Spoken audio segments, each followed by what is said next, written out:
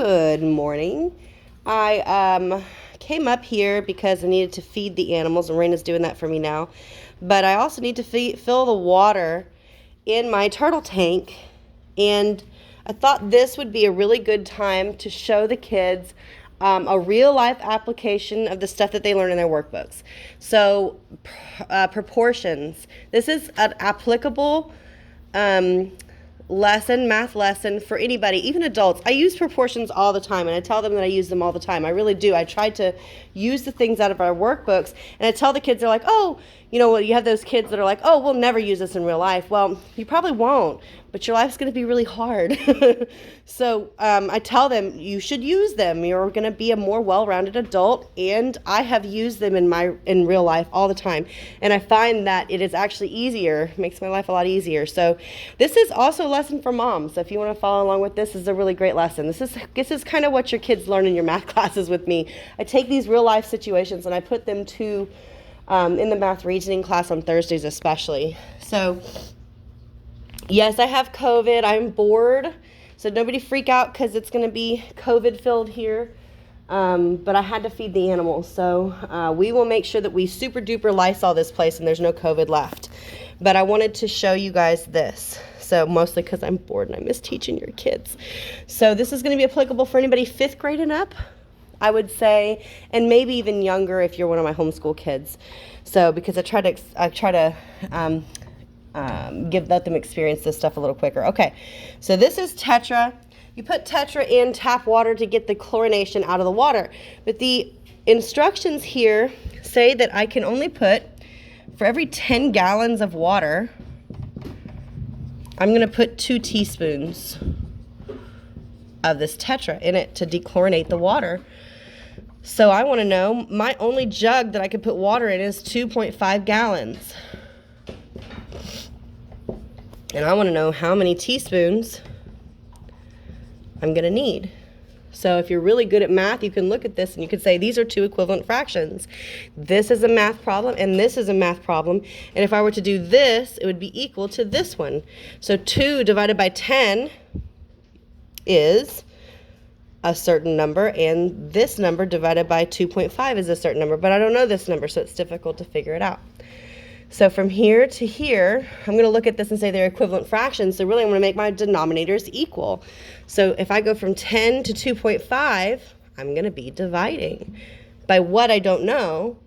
But if I come from here to here, I'm going to be multiplying. Well, let's say that this was just 2.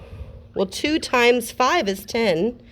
And 10 divided by 5 is 2. But this is not 2, it's 2.5. Some people can look at this really quickly, and they can see that 2.5 times something is 10. And I know what it is, but I don't think that everybody sees that really quickly. So here's the other way that you solve it. With cross multiplication. And the rule says that this times this equals something, and this times this equals something, and those two somethings are equal. So 10 gallons times x teaspoons, which is 10 times x, is equal to 2 teaspoons times 2.5 gallons. I'm going to make my multiplication signs bigger than my decimals here. Okay. 2.5 times 2, if you work out the math, you can do a math problem, you can put it in your calculator, you can just know that 2.5 times 2 is 5, right? So this is solved just 5. So 10x is equal to 2 times 2.5, and if I were to solve this, well, that's just 5, and I leave my 10x there. Right? So my new problem is 10x equals 5 after I simplify all this. So if I have 10x, what I need to do now is I need to isolate x. And to isolate x, I'm going to do the opposite of what I'm doing here. So 10 is being multiplied, x is being multiplied by 10. So if I have 10, or x times 10, divided by 10, that cancels 10 off x. but I have to do it to both sides because in order to make them equal, I have to do the same thing to both sides. So the answer now is x equals 5 divided by 10. Well, 5 and 10, that's just, if I simplify that, that's just half. And if I wanted to do a math problem, I could do it like this, 5 divided by 10. Now, remember that this top number is the one that goes in the box. 10 can't go into 5, but I know that there are infinite amount of zeros after the 5 and the decimal. So 10 can go into 50, and I can put a decimal up there, know that I'm going into something smaller. So 10 goes into 50, 5 times 10 times 5 is 50, 0. The answer is 0.5. So let's look at this. Let's look at this original problem. And this is part of understanding math all the way. That's not the answer, right?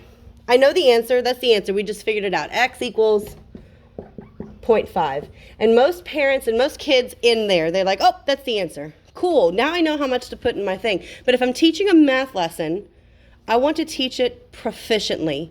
And so now I'm gonna tell them, because I want them to understand 100% of the problem. Because here, I'm going to show you why right now. Okay, 2 divided by 10 is equal to half divided by 2.5. I would have them do those problems out, right? But if you really think about it, now I can see 2.5. Well, wait a minute, from here to here, how many halves did it take for me to get to 2? Let's look at that. Here's 2 wholes. How many halves? 1, 2, 3, 4. That's 4 halves. That's half times 4 is 2. Well, that means 2.5 times 4 is 10. You will make them better math students if you make them plug the number back in and work it out and see it. That's math reasoning. 2.5 times 4 is 10. Is that true? Well, 2.5, wait, you just did 2.5 times 2, and that was 5. So 2.5 times 4, that's 10. It does equal that, and you will begin to see it that way.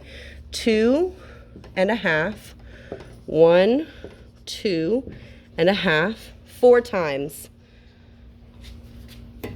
Let's draw it, and I'm going to show you. This is how you teach kids math, and it makes it stick. This is what I do in my classes that's different. I miss your kids so much. I'm so bored. Let's do 2.5. You'll make them math geniuses. That's the goal, okay? Not just one part, all parts. 2.5 times 4. Let's say I take these 2 halves and I make them a whole. Let's make them 1 whole. And I'm going to take these 2 halves and I'll make them 1 whole.